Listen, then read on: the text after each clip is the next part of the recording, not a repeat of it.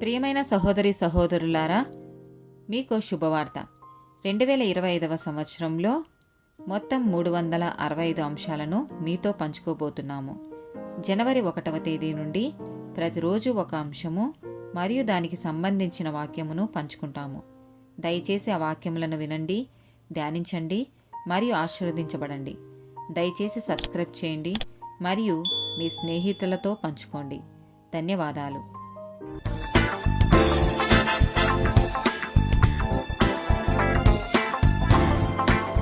71st day topic సరిదిద్దడం.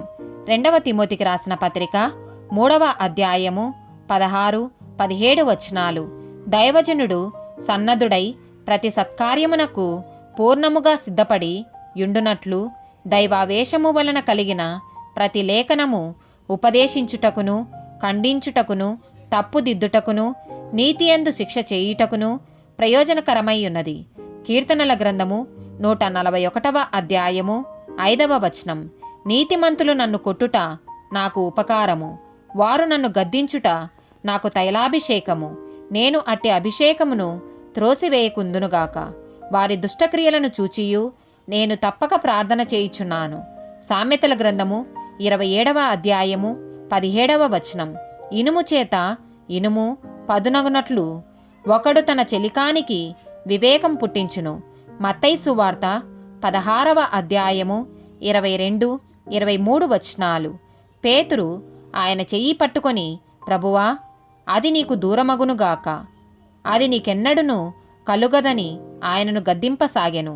అయితే ఆయన పేతురు వైపు తిరిగి, సాతానా, నా వెనుకకు పొమ్ము, నీవు నాకు అభ్యంతర కారణమై ఉన్నావు. నీవు మనుషుల సంగతులనే తలంచుచున్నావు గాని దేవుని సంగతులను తలంపక యున్నావని పేతురుతో చెప్పెను. గలతీలకు రాసిన పత్రిక 2వ అధ్యాయము 14వ వచనం. వారు సువార్త సత్యము చొప్పున క్రమముగా నడుచుకొనకపోవుట నేను చూచినప్పుడు అందరి ఎదుట కెఫాతో నేను చెప్పినదేమనగా, నీవు యూదుడవై ఉండియు యూదుల వలె కాక అన్యజనుల వలెనే ప్రవర్తించుచుండగా అన్యజనులు యూదుల వలె ప్రవర్తింపవలెనని ఎందుకు బలవంతం చేయుచున్నావు? హెబ్రీలకు రాసిన పత్రిక 12వ అధ్యాయము 11వ వచనం. మరియు ప్రస్తుతమందు సమస్త శిక్షయు దుఃఖముగా కనబడునే గాని సంతోషకరముగా కనబడదు.